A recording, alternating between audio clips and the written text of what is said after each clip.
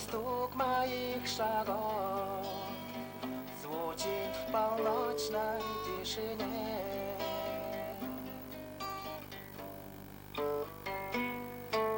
По этой мостовой вдоль этих скверов до утра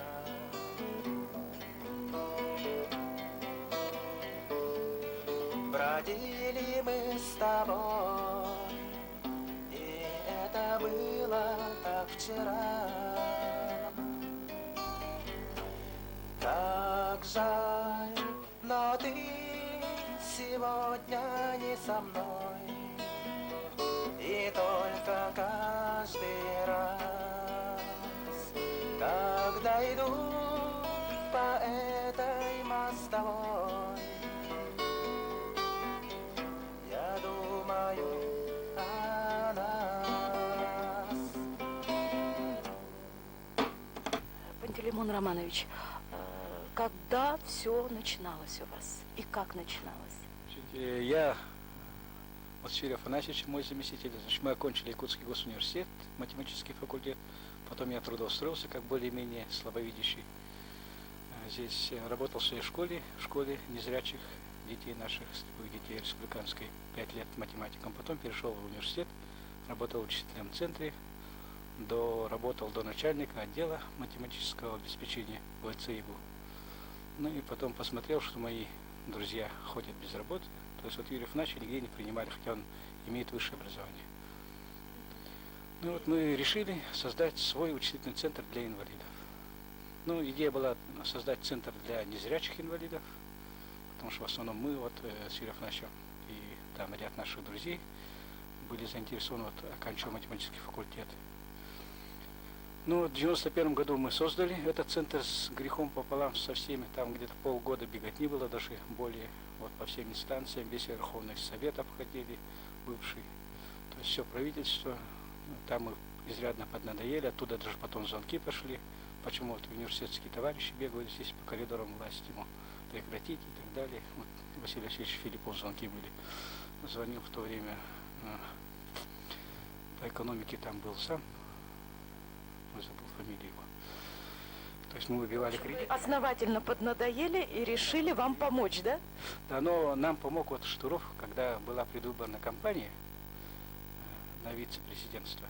Вот он нам, будучи у нас в обществе слепых, мы выступили, дали свой наказ, он сказал, мы этот центр поддержим. То есть он поддержал вот в начале пути. Так что ему большое спасибо, но в дальнейшем вот власти от нас уже отвернулись. Цель-то создания вашего центра. Основная цель — это социальная реабилитация инвалидов. Ну, может, громко сказано это для людей, но вот сейчас вот мы это на деле продемонстрируем. То есть наша идея такая была: людей с высшим образованием инвалидов объединить в центр, вот наш Толпон, создать рабочие места на базе компьютеров, вот таких IBM-овских компьютеров. Почему вот за рубежом инвалиды спокойно трудоустраиваются, сидят дома, работают за компьютером и без проблем, и неплохо зарабатывают. Программисты неплохо зарабатывают. И вот эту же идею мы решили здесь. Допустим, вот сейчас есть фирма М-сервис, наверное, многие знают. Мы тоже ей услугами очень пользуемся, им благодарны. Но вот мы хотели создать такую же фирму, М-сервис. Туда звонишь, уже информацию узнаешь по купле-продаже. Вот мы хотели бы, допустим, своих инвалидов, допустим, надомников ребят, на компьютерах посадить, модем подсоединить и организовать такую же связь. Вот. Даже вот идея у нас была покруче, чем М-сервис. По всем, не только там защитить товар, но и по всем даже услугам и так далее. Ну, идеи, но мы все равно ей живем. И, значит, мы все-таки создали 6 рабочих мест для инвалидов. Вот сейчас в нашем центре работает 6, работало до 10, вот в эти годы с 91-го. Ну вот на данный момент работает 6 человек, 4 из них инвалиды. Но вот за эти годы к нам стали обращаться и глухие ребята, и спинальники ребята. Вот, значит, мы глухих 3 обучили. Вот прекрасный оператор, они, вот, допустим, здесь осваивают какой-нибудь редактор на компьютере. И спокойно ребята работают здесь. Очень качественные операторы. Инвалидов стараются не брать на работу, но так как есть понятие квотирования, вот при советской власти было понятие квотирования, там все-таки брали как-то, а вот сейчас это квотирование очень плохо действует. желательно, чтобы все-таки это квотирование, то есть рабочие места инвалидов, там, допустим, энное количество мест предприятие должно бронировать. То есть предприятия не должны отказываться от инвалидов. И наоборот, те предприятия, которые имеют инвалидов, сотрудников, те предприятия должны обладать льготным налогообложением. Вот так думаю. Таким образом, надо заинтересовать предприятие. У нас есть, допустим, закон, что если 50% инвалидов, то предприятие с льготным налогообложением. Но это опять-таки на бумаге есть, но пробивать это очень трудно. Желательно, чтобы государство в этом плане шло навстречу предприятиям, тогда и инвалиды трудоустраивались. Ну, вот вы создавались, скажем так, при прежнем руководстве, да, когда у руля власти госуниверситета был, скажем, другой ректор. Сейчас вам как? Идут навстречу? Но сейчас с Василием Васильевичем Филипповым мы, так скажем, не в плохих отношениях, он нас поддерживает, но вот видите, в каких хоромах мы ютимся. То есть нам обещают, но обещают уже какой год? Вот с 91-го уже 5-й год. Мы сидим вот, но ждем нынче, может, увеличимся, или, то есть или пан, или пропал, или нас выгонят отсюда, говорят, сюда приходит пединститут в главный корпус, да, или нас отсюда, значит, ласково, дружелюбно говорят, уходите, или, может, дадут расширение. Уже говорят? Нет. Да? Вот мы... Или вы это предполагаете? Баланс сдадим, и вот уже с балансом подойдем к Филиппу Василию Васильевичу и уже конкретно будем разговаривать, как нас будут дальше поддерживать. Но мы надеемся, что будут, наверное, поддерживать. Все-таки это дело не просто вот инвалидов, я думаю, это дело государства. Вот мы создаем рабочие места для инвалидов. Вот впервые за 4 года, видите, значит, вот посмотрите. Так я правильно держу или нет? Вот это первая книга, впервые создана вот в нашем центре, вот автор ее там сидит, мой заместитель Юрий Фанасьевич, сейчас вы его возьмете полным планом. Вот он ее за 2 недели сам создал. То есть набрал на компьютере, наши девчата набрали на компьютере. Это как бы инструкция, да? Это не инструкция, это первая книга для незрячих на якутском языке. Это один, ну так говорим, что это такой серьезный шаг в развитии культуры и образования нашей республики. Это весной мы это сделали, эту книгу издали, но, так скажем, пресса и правительство очень мало обратило на нас внимание. Вот эта книга для незрячих. Вот никогда такой книги на якутском языке не было. Вот разработали. Это, вот здесь написано, это стихи Ивана Горного. Вот, стихотворение и поэмы Ивана Горного. Это нашего первого тифлопедагога, нашего незрячего, первого поэта нашего незрячего. Вот он на пенсию, учитель математики, ушел на пенсию, ну и в свои молодые годы он занимался, оказывается, поэзией. И сейчас он издал, вот уже 3-й, 4-й сборник у него идут по вашему шрифту, плоскопечатному, вышли уже. Вот мы издали его первый сборник для наших. Романович, вы извините, а ее же ведь должны где-то растиражировать, так ведь? Да, вот это, мы все это сделали в нашем центре, мы сделали 10 экземпляров. Это фактически получается как кустарная работа. Вот все это сделал Юрий Фанасьевич сам вручную. Все клеил, все это делал, все вручную. То есть вот мы, значит, создали такую книгу, обратились, значит, в наши вышестоящие инстанции, разработали, у нас специальная целевая программа имеется по созданию вот информационно-полиграфического центра. Так мы называем наше будущее предприятие. Информационно-полиграфический центр. То есть мы занимаемся, значит, учебниками для нашей школы, для школы слабовидящих и незрячих наших учеников. То есть мы хотели бы вот такие учебники издавать, допустим, тот же русский язык, ту же алгебру, геометрию на якутском языке, на русском языке, на любом языке. Так, вот у нас компьютер есть, он многоязычный. Любой язык мы, ради Бога. Методикой мы этой владеем. Вот имеется специальное вот оборудование. У нас закупили, правда, с грехом пополам. Сколько лет мы бились. Это целая эпопея.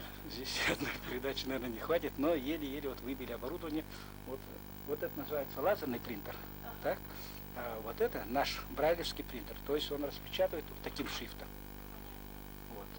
Через компьютер. Это все Юрий Фанасьевич вам потом продемонстрирует. Значит, мы хотим создавать такие учебники, хотим создавать для слабовидящих учебники, хотим создавать аудиокассеты, говорящая книга есть такая у нас, допустим, ну и, допустим, если хозрасчет, то, естественно, у нас хозрасчет будет, и фонограммы, допустим, писать, ну вот как в студии ведь есть, звукозаписи. Наши ребята великолепные слухачи могут и фонограммы делать и так далее. То есть вот хотели бы такой комплекс, центр сделать. информационно-полиграфический. Это у вас программа «Максимум», да? А вы обсчитывали, во что это обойдется? Это все И с чем вы выходили с этой программы? И на Министерство социальной защиты была программа по инвалидам, это года 3 назад. Туда блоком наша программа, они сказали, войдет, но до сих пор вошла, не вошла, мы не знаем. Субсидирование, кредитования нам никакого, нулевое все. То есть мы сейчас живем своим потом и кровью. Работаем без отпускных, без выходных. Сейчас, значит, мы вот создали вот этот центр, но мы зарабатываем, так как на нас правительство, вот я еще раз говорю, обращает 0 внимания. Хотя, мне кажется, это дело правительства создавать учебники для своих учеников, независимо на каком языке. Так, допустим, развивать и слабовидящие вот, учебники, и наши учебники для слепых, и создавать рабочие места для, ну не только для инвалидов, для всех. Здесь у нас не только инвалиды могут работать, но мы, конечно, акцент даем на инвалидов.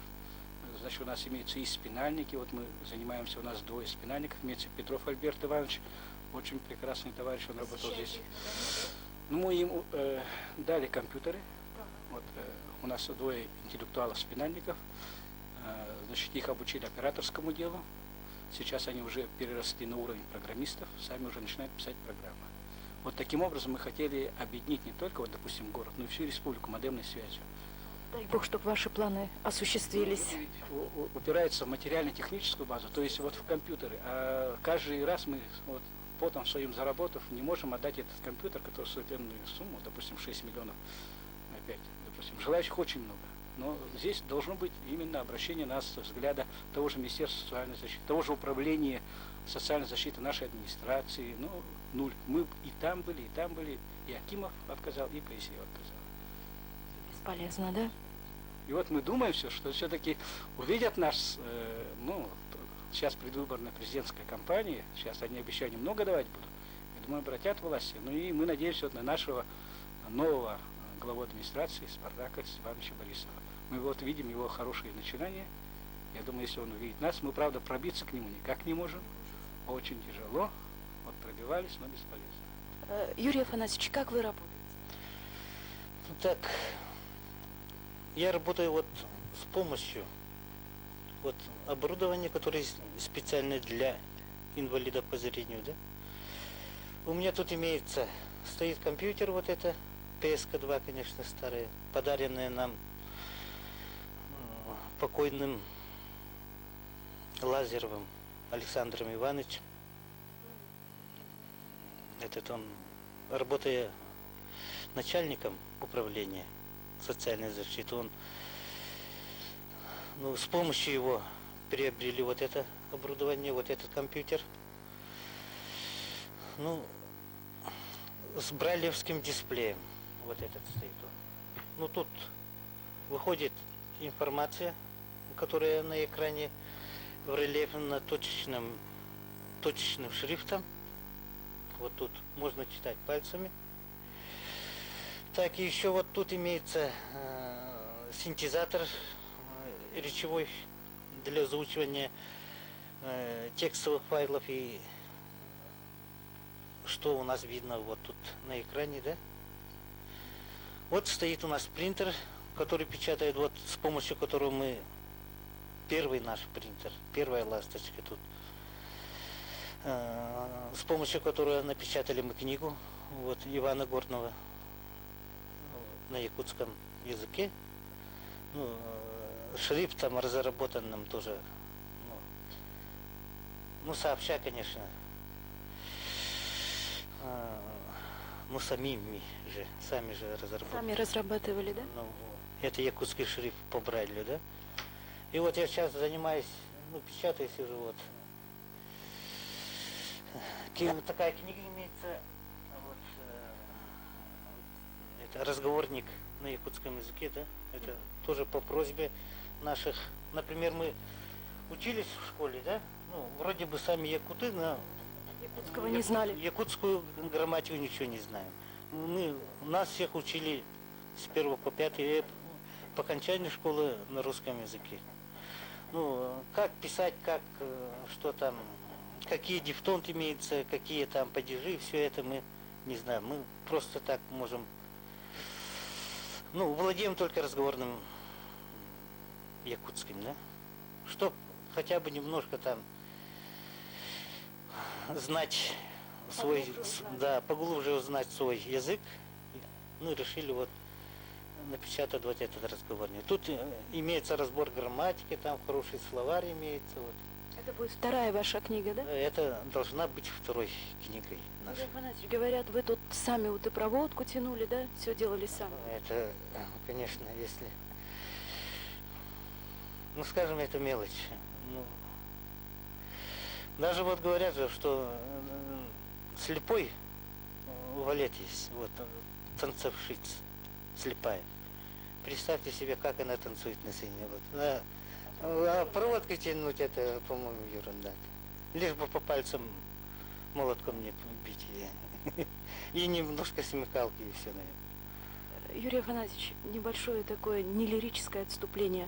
Вот вы с Пантелеймоном Романовичем и с Сашей выпускники школы для слепых и слабовидящих детей, да? И вот смотрите, ведь сколько уже десятилетий идет речь о новой школе, о новом интернате, а ведь все остается на круги своя. Дети все там же, да? В этом холодном интернате, в этой школе старенькой, развалюхе. Да. Ну, в такой богатой республике, как наша, да, алмазная, говорят, да, ну, вроде бы строятся очень хорошие там центры, цирки строятся, но вот типовой, обыкновенный такой, ну хотя бы на детей, ну, на человек 100, вот. Ну, какие имеются, например, в городе Хабаровске, там Иркутске, у них у всех типовые вот такие интернаты, да. Вот наша республика до сих пор, ну, да.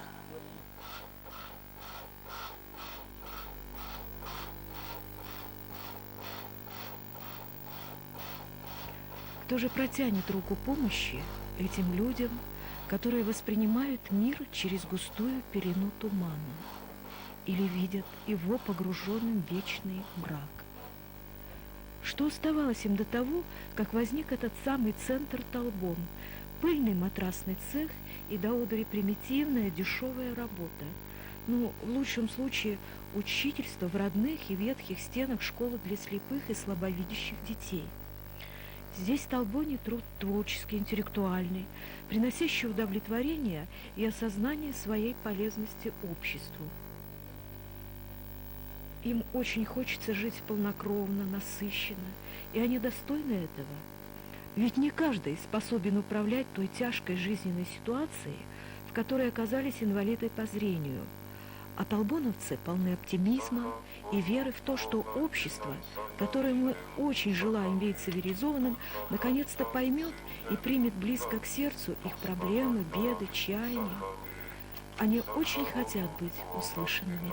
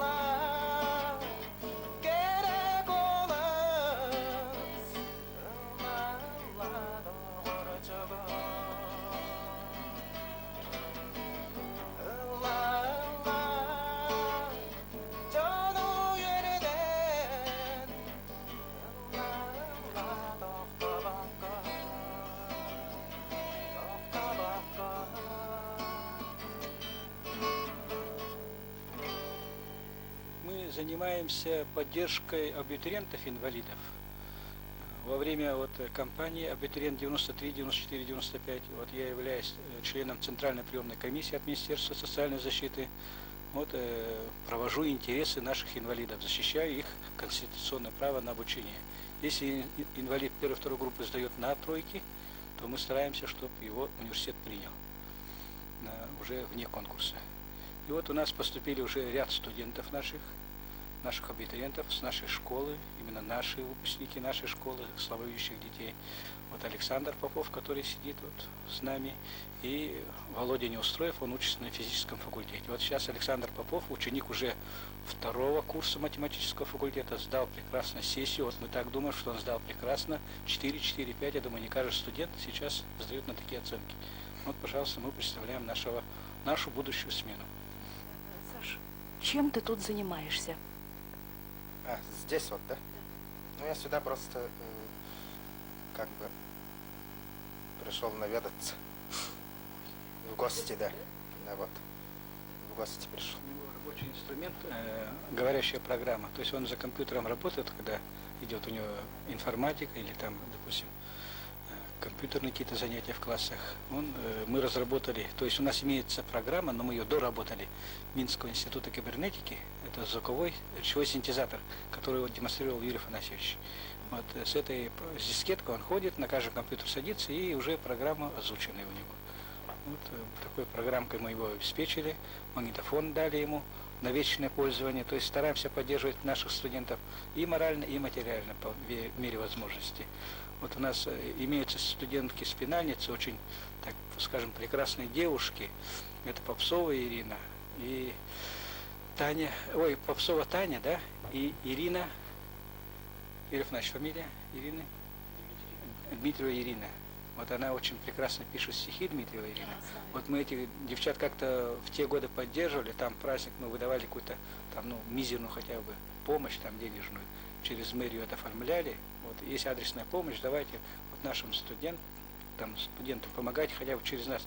Мы конкретно им ведомости давали, их росписи давали на получение денег. А нынче я обратился к Поисееву, говорю, давайте помогите нам. Прежнее управление социальной защиты нам помогало. Вы тоже давайте поддержите нас хотя бы в минимальном фонде заработной платы. Давайте поддержите нас хотя бы в минимальном фонде заработной платы. Допустим, каждый праздник приятно ведь получать, допустим, студенту поддержку именно действительно, что государство заботится о нем, тогда он знает. А нам нет. Извините, зарабатывайте сами и презентуйте сами. Саша, какая у тебя стипендия? У тебя стипендия как у обыкновенного студента, да? Она чуть повыше от минимальной, если считать. Но вообще, точно не знаю, но где-то, наверное, 125%, можно сказать, что ли, приблизительно. По стипендии здесь я хотел бы все-таки уточнить. Мы учились, в наше время было так называемая полуторная стипендия для инвалидов первой-второй группы. Почему эту полуторную стипендию сейчас не дают? Это надо все-таки, мы Александру сказали, сперва он выяснит, если, какие там будут моменты, придется нам идти уже туда. То есть, мне кажется, должна быть полуторная стипендия для инвалидов первой-второй группы. Союзный закон не отменялся. А учиться сложно тебе, Саша? В принципе, нельзя сказать, что легко, потому что тут, во-первых, не рассчитано ни в какую сторону, чтобы инвалид там учился. Там расчета на это не было, допустим. Английский язык я бросил из-за того, что там преподаватель полурока просто пишет на доске и говорит потом, мол, записывайте это в тетрадь. А ко мне индивидуального подхода не имеет из-за того, что ему, мол, за это не платят. Как бы так получается. Так не получится ли потом у тебя сложности-то из-за иностранного языка? Нет, наверное. Решением ученого совета его освободили меня от зачета по английскому. Я там обратился. А живешь где? Живу Семена Данилова. С родителями живешь, да?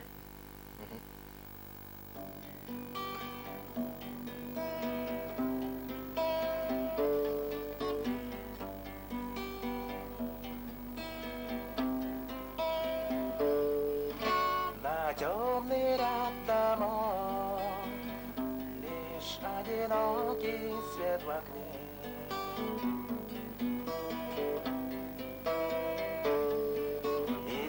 звук моих шагов звучит в полночной тишине.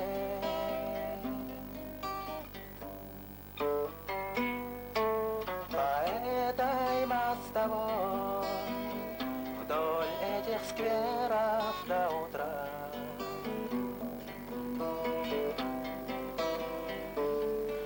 бродили мы с тобой, и это было так вчера. Так жаль, но ты сегодня не со мной. И только каждый раз, когда иду по этой мостовой, я думаю о нас. Все так же, как тогда, такой же мягкий лунный свет.